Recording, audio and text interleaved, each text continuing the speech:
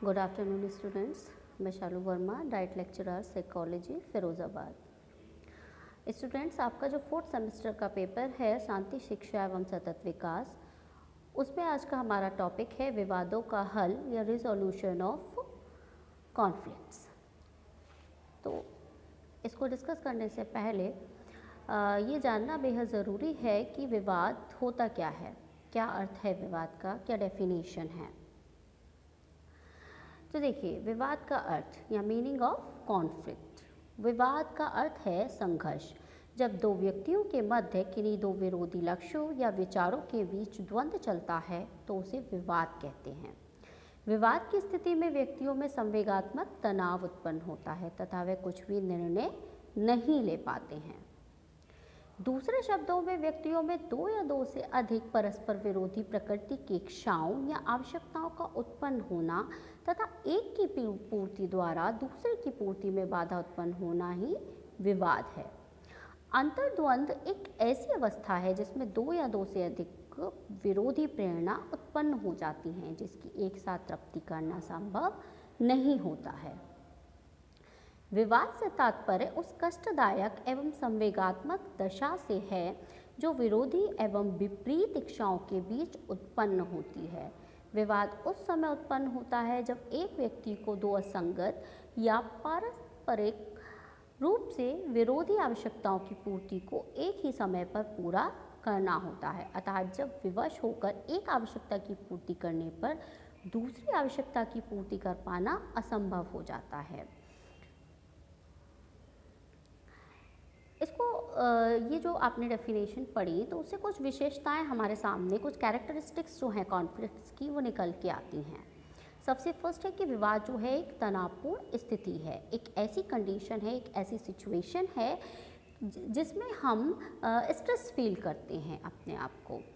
Next है, विवाद का जन्म तब होता है जब दो विरोधी इच्छाएं एक साथ उत्पन्न होती हैं। जब किसी भी व्यक्ति के मन में दो विरोधी इच्छाएं उत्पन्न होती हैं, ठीक है, तब विवाद का जन्म होता है। जब हम स्ट्रेस फील करते हैं, यह इच्छाएं एक दूसरे की विरोधी होती हैं और विरोधात्मक प्रवृत्ति होने के कारण दोनों इच्छाओं की पूर्ति एक साथ संभव नहीं है, जिसकी वजह से हमें स्ट्रेस होता है। होता क्या है कि हम चाहते हैं कि हमारी जो दोनों ही इच्छाएं, हर कोई चाहता है कि उनकी जो भी इच्छा हो उनकी तुरंत पूर्ति जो है वो होनी चाहिए, उसका तुरंत ग्रेटिफिकेशन होना चाहिए, ठीक है। जबकि होता क्या है कि ऐसा नहीं होता है, और जब ऐसा नहीं होता है तो हम स्ट्रेस फील करते हैं या हमें टेंशन होती है।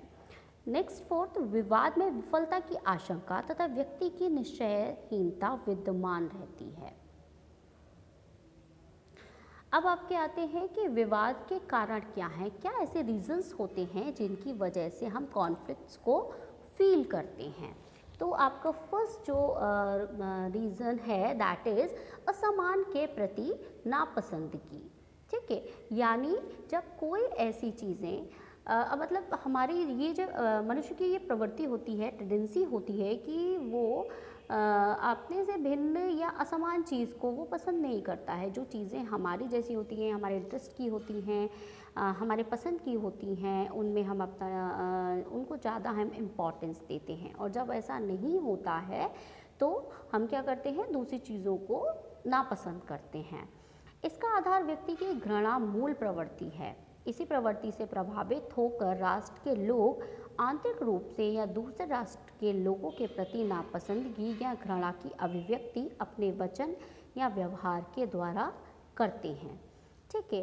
तो इसकी वजह से ये भी एक कारण है अंतर्द्वंद या कॉन्फ्लिक्ट का। सेकंड है आपका जाति तंत्र या कास्ट सिस्टम। विशेष रूप से आप देखेंगे कि भारत में राष्ट्रीय विवाद का जो एक महत्वपूर्ण कारण है वो जो है वो है जाति तंत्र या कास्ट सिस्टम, जाति व्यवस्था।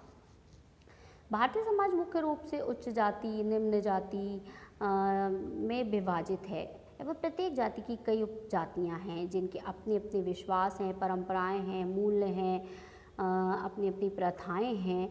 तो जब इन चीज़ों का टकराव होता है एक साथ, या विचारों का टकराव होता है, विश्वासों का टकराव होता है, तो व्यक्ति जो है ऐसी कंडीशन में भी कॉन्फ्लिक्ट्स जो हैं वो पैदा होते हैं। नेक्स्ट आपका आता है धार्मिक विश्वास या रिलीजियस बिलीफ्स।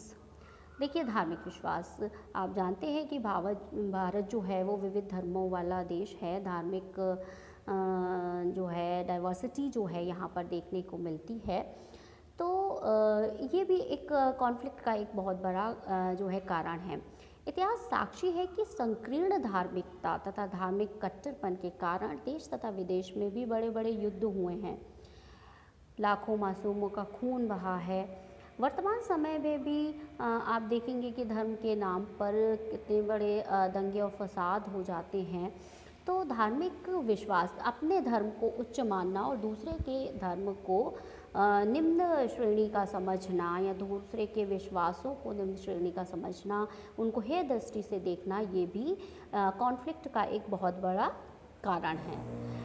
नेक्स्ट आपका आता है राष्ट्रीय संपत्ति का असमान वितरण, unequal distribution of national wealth या नेशनल प्रॉपर्टी। देखिए, धनी तथा निर्धन के बीच विवाद जो है एक लंबे समय से आज तक जारी है और संभवतः जारी रहेगा अगर इसी तरीके से राष्ट्रीय संपत्ति का समान वितरण हो। यदि दोनों के बीच आर्थिक दूरी कम नहीं होती है तो इसके कम होने के चांसेस जो हैं वो कम ही हैं। एक ही राष्ट्र में रहने वाले धनी लोग निर्धन लोगों पर अपना अधिकार जमाते हैं, अत्याचार करते हैं या किसी व्यक्ति के साथ डिस्क्रिमिनेशन किया जाता है पुअर या रिचनेस के बेसिस पे, तो ये भी एक इम्पॉर्टेंट रीज़न बनता है कॉन्फ्लिक्ट का। नेक्स्ट आपका आता है आर्थिक प्रतियोगिता तथा स्पर्धा, इकोनॉमिक कंपटीशन एंड राइवलरी। राष्ट्रीय स्तर पर विवाद का जो एक प्रमुख कारण जो है वो एक ये भी है आर्थिक प्रतियोगिता तथा स्पर्धा। अध्ययनों द्वारा ये पता चला है कि जब दो राष्ट्रों के बीच आर्थिक प्रतियोगिता या स्पर्धा विकसित होती है और उसके बीच विवाद होना जो है वो स्वाभाविक हो जाता है, क्योंकि दोनों में एक दूसरे से आगे निकलने की होड़ होती है। तो ये जो स्पर्धा है अगर जो ये पॉजिटिव होती है, सकारात्मक होती है तो अच्छा रहता है, और अगर ये नेगेटिव हो जाती है, दोनों में एक दूसरे को किसी भी प्रकार से पछाड़ने की भावना जो है वो बलवती हो जाती है, तो ऐसी कंडीशन में जो है कॉन्फ्लिक्ट होने की संभावना रहती है। नेक्स्ट आपका जो रीज़न है डैट इज़ सांस्कृतिक भिन्नता या कल्चरल वेरिएशन। देखिए, जैसा कि आप जानते हैं कि भारत जो है वो विविधताओं का देश है। डाइवर्सिटी जो है वो इसकी कल्चर में देखने को मिलती है, रिलीजन में देखने को मिलती है। आप वैसे भौगोलिक दृष्टि से भी देखें तो यहाँ पर काफ़ी जो है भिन्नता है। तो क्योंकि यहाँ पर अलग अलग धर्मों को मानने वाले, अलग अलग संस्कृतियों को मानने वाले लोग रहते हैं, तो ऐसी कंडीशन में हर एक के अपने अपने विश्वास होते हैं, परंपराएं होती हैं, प्रथाएं होती हैं। तो ऐसी कंडीशन में स्वाभाविक होता है कि व्यक्तियों में सांस्कृतिक भिन्नता की वजह से, क्योंकि जो किसी एक ग्रुप के व्यक्ति हैं या किसी एक धर्म को मानने वाले व्यक्ति हैं, एक संस्कृति को मानने वाले व्यक्ति हैं, वो दूसरों को जब हेय दृष्टि से देखते हैं, दूसरों को जो है निम्न समझते हैं, तो ऐसी कंडीशन में कॉन्फ्लिक्ट्स होने के चांसेस रहते हैं। नेक्स्ट आपका आता है ऐतिहासिक घटनाएँ हैं। ऐतिहासिक घटनाएँ जो हैं वो भी एक बहुत ही इम्पॉर्टेंट रीज़न है कॉन्फ्लिक्ट्स का। इतिहास में अब देखिए, अगर आप देखें कि भारत जब स्वाधीन हुआ 1947 में, तो उसका बंटवारा हुआ, उसके बाद कितना कुछ जो है वो देश को झेलना पड़ा, लोगों को झेलना पड़ा। तो इस तरह की ऐतिहासिक घटनाएं भी कॉन्फ्लिक्ट्स के कारण जो है टाइम टू टाइम जो है कभी कभी बनती रहती हैं, कभी कभी मुद्दे उठा दिए जाते हैं। नेक्स्ट आप कहते हैं फ्रस्ट्रेशन या निराशा। देखिए, निराशा कब होती है? निराशा भी जब भी होती है जब व्यक्ति के मन में दो इच्छाएं, परस्पर विरोधी इच्छाएं जो हैं पैदा होती हैं, और वह व्यक्ति जो है उन इच्छाओं की, दोनों ही इच्छाओं की पूर्ति करना चाहता है, लेकिन सिचुएशन ऐसी होती है कि उसे वो केवल एक ही इच्छा की पूर्ति कर सकता है। अगर वो एक इच्छा की पूर्ति करता है तो दूसरी इच्छा की पूर्ति नहीं हो पाती है। तो ऐसी सिचुएशन में जब उसने कुछ डिसाइड किया अपने लिए, लेकिन वो उस गोल को अचीव नहीं कर पाता है, तो ऐसी सिचुएशन में फ्रस्ट्रेशन की फीलिंग आने की प्रोबेबिलिटी जो है वो रहती है। तो फ्रस्ट्रेशन की वजह से भी कॉन्फ्लिक्ट्स जो हैं वो होते हैं। अब आपका अब प्रश्न उठता है कि इन ये जो कॉन्फ्लिक्ट्स हैं, how can we resolve it?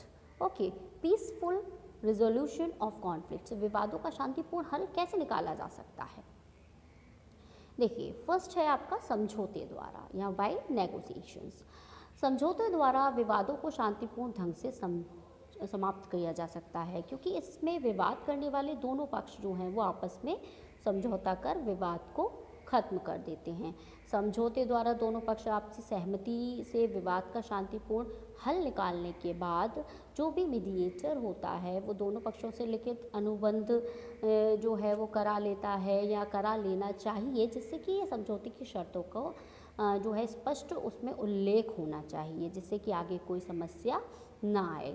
Next है विवादों के स्रोतों की पहचान करके। सबसे फर्स्ट थिंग है कि कोई भी प्रॉब्लम अगर हो रही है तो उस प्रॉब्लम्स के जो है रीजंस जो हैं जान लिए जाएं कि क्या स्रोत हैं, किस वजह से प्रॉब्लम्स आ रही हैं, किन वजह से कॉन्फ्लिक्ट्स हो रहे हैं। तो उसके लिए बहुत ज़रूरी है कि उन विवाद के क्या स्रोत हैं, क्या सोर्सेस हैं, उनको जो है फाइंड आउट किया जाए और फिर उनको ख़त्म किया जाए। ठीक है, नेक्स्ट आपका आता है बाय रिक्वेस्ट या अनुरोध के द्वारा। अनुनय विनय, देखिए विनम्रता जो है वो एक बहुत ही इम्पॉर्टेंट वैल्यू जो है कि विनम्रता, आप किसी से अगर विनम्रता से बात करते हैं तो ऐसा बहुत कम देखने को मिलता है कि कोई आपके अनुनय विनय को स्वीकार ना करे। तो विनम्रता एक बहुत बड़ा जो है गुण है। तो अनुरोध के द्वारा जब शांतिपूर्ण ढंग से समाप्त करने के कॉन्फ्लिक्ट्स को समाप्त करने की हम कोशिश करें तो निश्चित रूप से ऐसा हो सकता है, क्योंकि इसमें मध्यस्थ दोनों पक्षों को आमने सामने बैठा कर ध्यानपूर्वक उनकी जो भी प्रॉब्लम्स होती हैं उनको सुना जाता है और उनसे विवाद को शांतिपूर्ण ढंग से सुलझाने के लिए निवेदन किया जाता है, क्योंकि शांति तो हर एक व्यक्ति चाहता है। जब भी देखिए विवाद जो है, कॉन्फ्लिक्ट की जो कंडीशन है वो किसी के लिए भी जो है यूज़फुल नहीं होती। जब भी आप देखेंगे सिंपली कि जब भी हम स्ट्रेस में होते हैं या उसका रीज़न कुछ भी हो तो बिल्कुल अच्छा फील नहीं करते हैं। तो हर कोई चाहता है कि उनकी लाइफ में जो है वो बैलेंस रहे। ठीक है, और उस बैलेंस के लिए ज़रूरी है कि जो भी कॉन्फ्लिक्ट्स हो रहे हैं, जो भी प्रॉब्लम्स हो रही हैं, उनको सॉल्व किया जाए। ठीक है, नेक्स्ट आपका आता है घटना के पूर्व का विश्लेषण। ठीक है, analysis of events before conflicts, कि क्या ऐसे रीजंस रहे होंगे घटना से पूर्व, ऐसे क्या चीज़ें रही होंगी जिसकी वजह से वो जो विवाद है वो भड़क गया। ठीक है, कई बार विवाद का कारण तात्कालिक ना होकर भूतकाल की घटनाएं हो सकती हैं जिसका समाधान भी हो चुका होता है, लेकिन दोनों पक्षों में किसी न किसी बात पर जो है वो तनाव बना रहता है और वो जरा सा किसी ने कुछ उस टाइप का कुछ भी कमेंट कर दिया या कुछ भी बोल दिया तो उसकी वजह से भी जो है कॉन्फ्लिक्ट्स हो सकते हैं। तो उनका पता लगाकर उन कमियों को दूर कर दिया जाए तो भी कॉन्फ्लिक्ट्स कम किए जा सकते हैं, ख़त्म किए जा सकते हैं। नेक्स्ट आपका आता है दोनों पक्षों द्वारा समर्थित समाधान। ठीक है, इसमें क्या होता है कि विवाद जिनके भी मध्य है उन दोनों ही पक्षों को आमने सामने बैठा कर उनसे ही पता लगाया जाए कि इस विवाद का समाधान कैसे किया जा सकता है। दोनों जिस चीज़ में राज़ी हों, जिन शर्तों पर वो राज़ी हों, दोनों के द्वारा समर्थित समाधान को अपनाकर भी विवादों को ख़त्म किया जा सकता है। नेक्स्ट आपका आता है क्षतिपूर्ति द्वारा, कि अगर कभी विवाद रहे हों और उस विवाद में क्योंकि देखिए विवाद में तो हमेशा ही हानि होती है, तो ऐसी कंडीशन में क्षतिपूर्ति के द्वारा विवादों को शांतिपूर्ण ढंग से निपटाया जा सकता है। इसमें एक पक्ष दूसरे पक्ष को हुए नुकसान की क्षतिपूर्ति कर देता है, जिससे उसकी समस्या का समाधान जो है वो शांतिपूर्ण ढंग से हो जाता है। नेक्स्ट है न्यायालय द्वारा, जब इन सारी चीज़ों से नहीं हो पाता है तो निश्चित रूप से न्यायपालिका में सभी का विश्वास होता है, तो न्यायालय द्वारा बाय कोर्ट जो है हम कॉन्फ्लिक्ट्स को रिजॉल्व कर सकते हैं। इसमें न्यायालय दोनों विवादित पक्षों को बुलाता है और विचार विमर्श द्वारा उनकी समस्या का समाधान कर उनके विवादों को समाप्त कर देता है।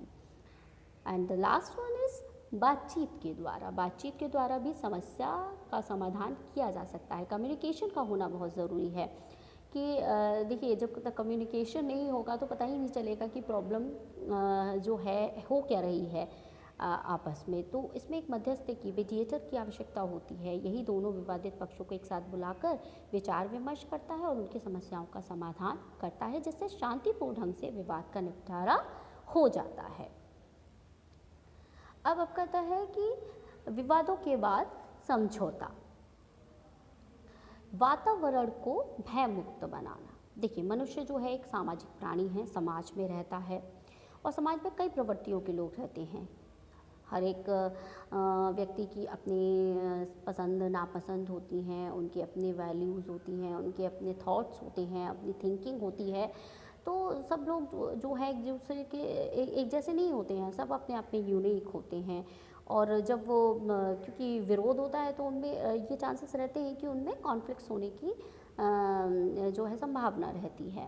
ठीक है, तो अतः हमें ये ध्यान रखना चाहिए कि विवाद जो है हिंसात्मक रूप ना ले। कभी भी अगर विवाद है तो उसको शांतिपूर्ण ढंग से ही निपटा लिया जाए। तो उसके लिए हम क्या कर सकते हैं? देखिए विवाद के बाद समझौते के कुछ विवरण जो हैं वो इस प्रकार हैं। जैसे फर्स्ट है आपका वातावरण को भय मुक्त बनाना, to create fear free atmosphere. विवादों से समझौता करने के बाद सर्वप्रथम समाज में उपजे भय एवं असुरक्षा को दूर करने का प्रयत्न करना चाहिए।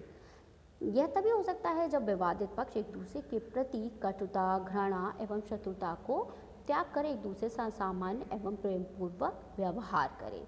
इससे दोनों पक्षों में प्रेम एवं सहयोग की भावना का विकास होगा और समाज प्रगति की ओर अग्रसर होगा। नेक्स्ट आपका है परस्पर सहानुभूति द्वारा। ये बहुत ही इम्पॉर्टेंट चीज़ है, सहानुभूति और तदनुभूति, कि हम समाज में रहते हैं और समाज जो है वो सामाजिक संबंधों का जाल है। वो व्यक्तियों से नहीं बनता, व्यक्तियों के बीच पाए जाने वाले जो संबंध हैं उनसे बनता है। तो ये बहुत ज़रूरी है कि परस्पर सहानुभूति रखें हम एक दूसरे के प्रति। जिस परस्पर सहानुभूति रखने से पारस्परिक कटुता में कमी आती है और हम मिलजुल कर प्रेमपूर्वक रह सकते हैं। यथार्थ को स्वीकार करना ये बहुत ज़रूरी है। कई बार क्या होता है कि जो लोग हैं वो रियलिटी को एक्सेप्ट नहीं करना चाहते। तो रियलिटी को एक्सेप्ट नहीं करेंगे तो प्रॉब्लम तो होगी ही, क्योंकि रहना तो उनको रियलिटी के साथ ही है। स्वप्न लोक में तो कोई भी नहीं रह सकता है। तो टू एक्सेप्ट द रियलिटी, विवाद के बाद समझौता करने के वाले पक्ष के लिए यथार्थता को स्वीकार करना होता है, क्योंकि असत्य के आधार पर ना कोई समझौता किया जा सकता है और ना ही इसको बहुत दिनों तक असत्यता को हम स्वीकार कर सकते हैं। तो यथार्थ को स्वीकार करना, रियलिटी को, कि अभी इस टाइम प्रेजेंट में रियलिटी क्या है उसको जो है देखना। नेक्स्ट आपका आता है एक दूसरे पर भरोसा करना। ये बहुत ज़रूरी चीज़ है कि हम एक दूसरे पर विश्वास करें। नेक्स्ट लास्ट है आपका एस्टैब्लिशमेंट ऑफ जस्टिस या न्याय की स्थापना। न्याय की स्थापना के द्वारा एक संतुलित समझौता जो है संभव है, क्योंकि इसके द्वारा ही एक पक्ष दूसरे पक्ष पर भरोसा करता है और अपनी अन्यायपूर्ण इच्छाओं का दमन कर शांतिपूर्वक एक दूसरे के साथ रह सकता है।